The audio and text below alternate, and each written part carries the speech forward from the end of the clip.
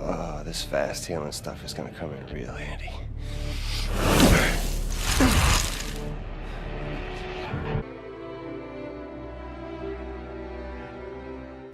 Infamous Second Son is one of the first AAA titles we've had for PlayStation 4 since launch. And boy, have we needed something really that wasn't an indie game on the console. So how does Infamous Second Son stack up against, I guess you can say, another exclusive from the Xbox One side? How does Infamous stack up to that, and is it worth actually buying? Well, I'm gonna give you guys my opinion today. So, Infamous Second Son follows Delson Rowe, a guy who, after saving a conduit from a bus crash, finds out that he has roguelike powers that allow him to absorb conduit's powers by touching them.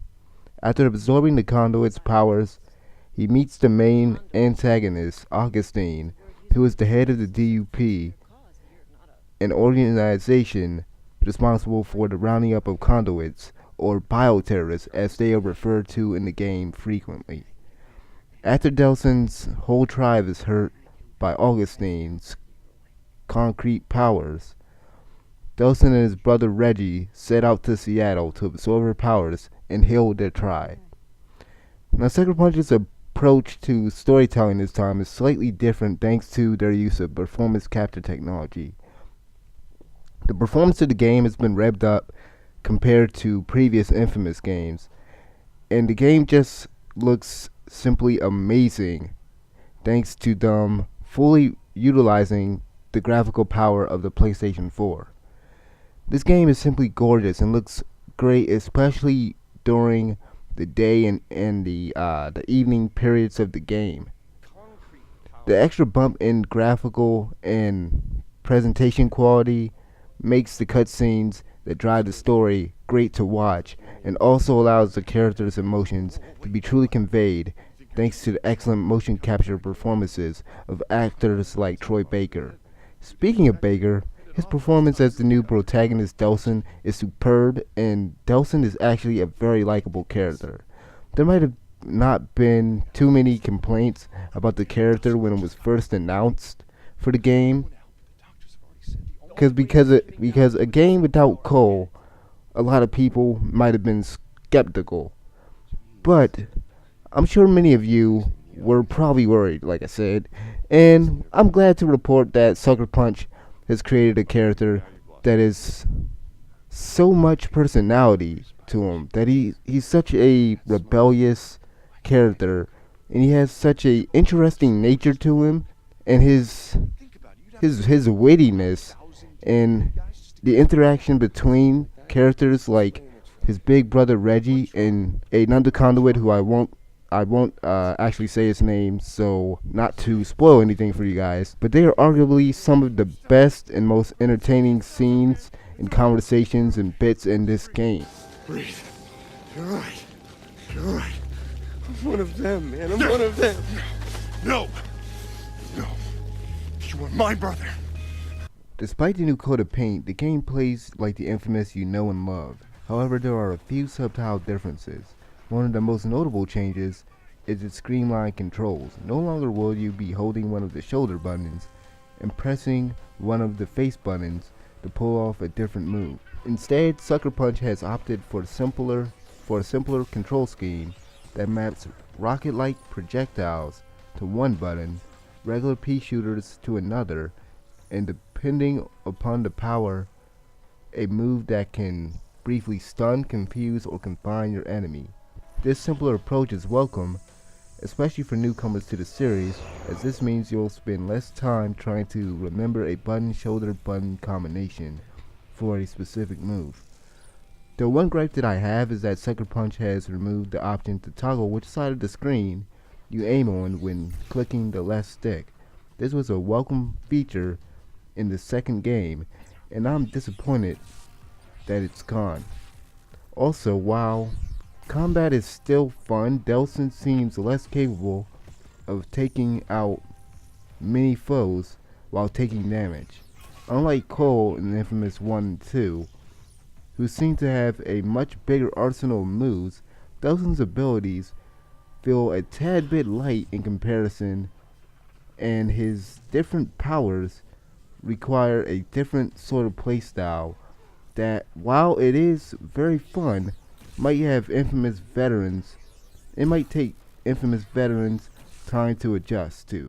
The AI also can range from annoying to stupid sometimes, often searching for Delson when he's right in front of him, and they also run away. They run away a lot in this game, and it can be very, very frustrating to line up shots or even try to melee the opponent or to melee the AI while they're running away constantly. In boss battles on the other hand, they provide the right amount of challenge, with the exception of one in particular, which was ridiculous and frustrating due to the game's lighting and dead aim AI. Drug dealers, man. Killing. Nelson. Murdering drug dealers. What do you think I'm doing to the DUP? What you have to save the Akomish back home. Oh!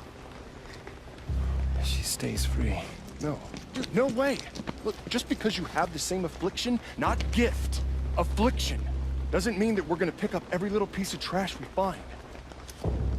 The main draw of Infamous games have always been that they allow the player to be either a hero or a villain and to see how their choices affect the story, the city, and the characters themselves.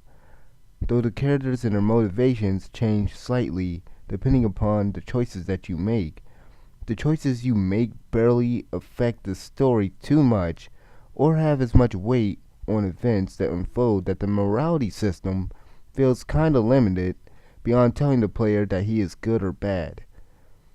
The path that you choose still affects the city and its people and its people's perception and reaction to Delson, but besides some altered dialogue, different side missions, and two separate endings depending upon the path that you choose, the morality system is the same as it was in Infamous 2, and in that regard it fails to add that extra weight to make every decision really matter, even in regards to the game's story, which is a shame since I like the story, but I guess you can say the story wasn't on the same level as the past Infamous games.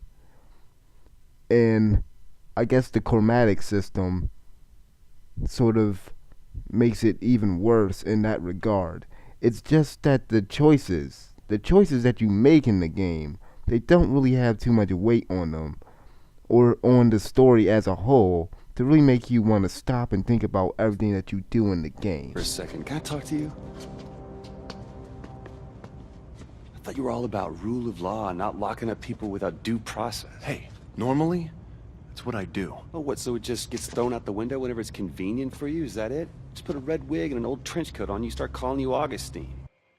Infamous Second Son is a great game that won't disappoint fans of the series or newcomers. While the game delivers on its promise of making you feel the freedom and enjoyment of having superpowers, and the game runs and looks great, the game's core morality system and the way it affects the story and its characters is in dire need of refinement. With that said, I would like to give Second Son an 8 out of 10.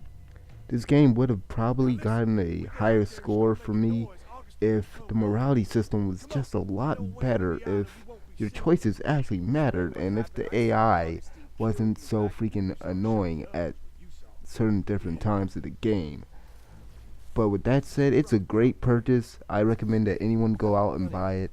And if you're thinking of buying a PlayStation 4 and you only have money for one game, I really would suggest this game because I think that a lot of people would actually like this, especially if you liked Sucker Punch's other games such as Sly Cooper, or if you like third person action games like that. I think you're gonna really enjoy this one. So let me know what you guys think about Second Son, and I'll see you guys next time.